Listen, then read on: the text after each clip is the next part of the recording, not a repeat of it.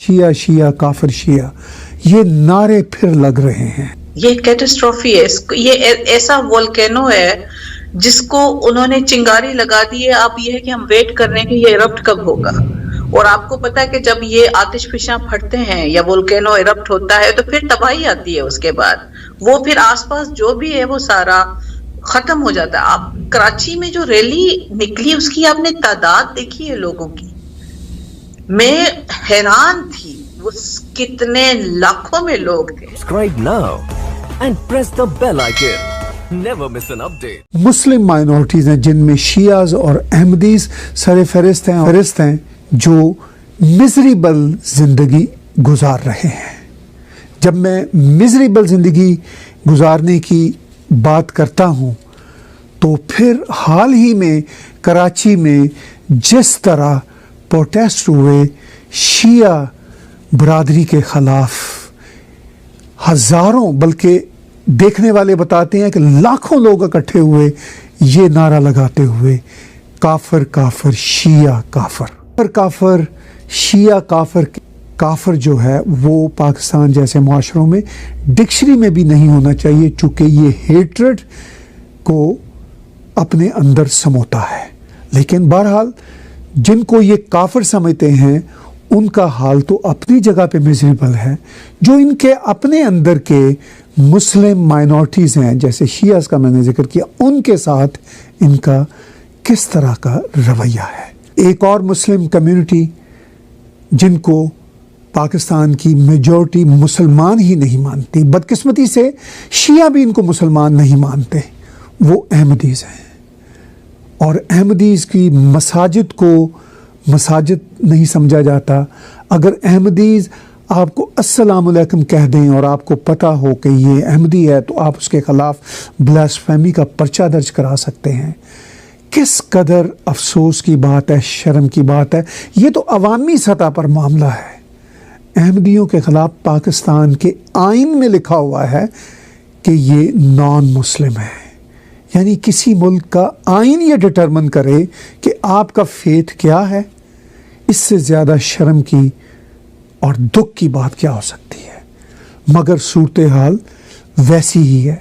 पाकिस्तान में passport issue करवाने के लिए हर पाकिस्तानी को एक हलफनामे पर, एक एफिडेविट पर साइन करने होते हैं जिस पर यह लिखा होता है कि मैं अहमदी या कादियानी या लाहौरी नहीं हूँ और मैं इकरार करता हूँ कि prophet Muhammad peace be upon him आखिरी नबी हैं, और मैं ये भी इकरार करता हूँ कि अहमदी कादियानी मुसलमान नहीं होते। ये है शर्मनाक सूरत हाल जो पाकिस्तान के फॉर्म्स पर लिखी हुई है पासपोर्ट लेने के लिए।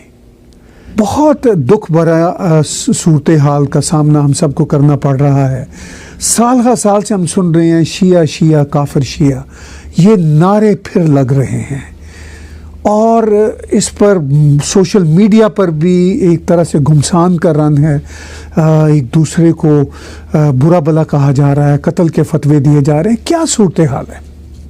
ये कैटास्ट्रॉफी है, ये कैटास्ट्रॉफी है। ये ऐसा वोल्केनो है जिसको उन्होंने चिंगारी लगा दी है। अब ये है कि हम वेट कर रहे हैं कि ये इरप्ट कब होगा। और आपको पता है कि जब ये आतिशफिशां फटते हैं या वोल्केनो इरप्ट होता है तो फिर तबाही आती है। उसके बाद वो फिर आसपास जो भी है वो सारा खत्म हो जाता है। आप कराची में जो रैली निकली उसकी आपने तादाद देखी है लोगों की, मैं हैरान थी, वो कितने लाखों में लोग थे। कोविड हो, लॉकडाउन हो, एसओपीज किधर गए, पुलिस कहाँ थी, हमारे दूसरे इदारे कहाँ थे, किस तरह से उनको इजाजत मिली कि इतने सारे लाखों में आप लोग जाएं। और फिर उसके बाद जो नारे थे, यानी यकीन करें मैं कांप रही हूँ यहाँ पर बैठकर, नोइंग कि मैं सेफ हूँ, मुझे कोई इमीडिएट डेंजर नहीं है, मेरी फैमिली को कोई डेंजर नहीं है। उसके बावजूद में, और दूसरी बात ये कि हम सुन्नी हैं, हम शिया भी नहीं है कि मैं डरूं। लेकिन जिस तरह से गालियां, जिस तरह से काफर और आज तो शेख मोहसिन नजफी ने, जो कि जामिया अल कौसर के सरबराह हैं, उन्होंने एक बहुत बड़ी कॉन्स्पायरेसी को रिवील किया। उन्होंने कहा कि आसिफ अलवी पर तो हमने पाबंदी लगा रखी थी, उसको तो गवर्नमेंट के एक उन्होंने मुशीर का नाम लिया प्राइम मिनिस्टर के, कि उसने टिकट देकर बुलाया है बाहर से और तकरीर करवाई है और लाहौर से ज़ायरीन बुलवाए हैं और ताकि वो वाह वाह करें, और उसने एक इश्तियाल अंगेज तकरीर की और उसको फिर फरार करवा दिया। तो इसका मतलब है कि ये तो फिर एक प्लांटेड चीज चल रही है। और क्यों ये चल रही है, इसके क्या चाहते हैं? एक तो हम फेडअप की तरफ जा रहे हैं, हमारी इकोनॉमी डूब चुकी है, हमारी पॉलिटिकल देखें सिचुएशन क्या है, कोविड ने क्या तबाही मचाई है, उसके बाद भी, और क्या क्या चाहते हैं लोग जो भी इसके पीछे है, मुझे समझ में नहीं आ रहा। इस तरह से वहां पर अब सिचुएशन पाकिस्तान में हो गई, और मेरे तो खैर भाई को उठाकर ले गए थे 2 महीने पहले, तो मैं तो बहुत डर गई हूँ। मैं तो सबको कहती हूँ भाई मैं तो डर गई, मैं तो बहुत ज्यादा डर गई हूँ, तो मैं कुछ कह नहीं सकती उसके बाद। लेकिन बहरहाल पता है, आपको भी पता है, हमें भी पता है। और क्यों, किस चीज से ये कर रहे हैं, ऐसा क्या है जब अपोजिशन इतनी वीक है कि उनको अपने जख्म चाटने की पड़ी है और वो नेब से अपनी बचाव की पड़ी है, तो किससे डर रहे हैं और किससे इतना ये कर रहे हैं, ये समझ में नहीं आ रही बात। लेकिन बहरहाल प्लान्स होते हैं, डर्टी टैक्टिक्स होती हैं पाकिस्तान में। हमेशा नॉन स्टेट एक्टर्स ने सेक्टेरियन को और एथनिक रिफ्ट को, और दूसरा एक जो ये राइट विंग और इस्लाम को जिस तरह से इंस्ट्रूमेंटलाइज किया गया है, वो एक बहुत ही इफेक्टिव टूल रहा है कि इरप्ट हों जो फसादात हैं। और जो मुझे नजर आ रहा है इसमें कि उसके पीछे क्या हो सकते हैं, लेकिन बात यह है कि जो उन्होंने, आप जब एक बैठकर वॉर मैप बनाते हैं तो हमेशा आप उसकी कैटास्ट्रॉफी और उसका जो रिस्क असेसमेंट है, रिस्क असेसमेंट बहुत जरूरी होती है। तो जिस किसी ने भी ये प्लान बनाया है, क्या उसने रिस्क असेसमेंट की है कि ये अगर इरप्ट हुआ तो उसके बाद क्या होगा?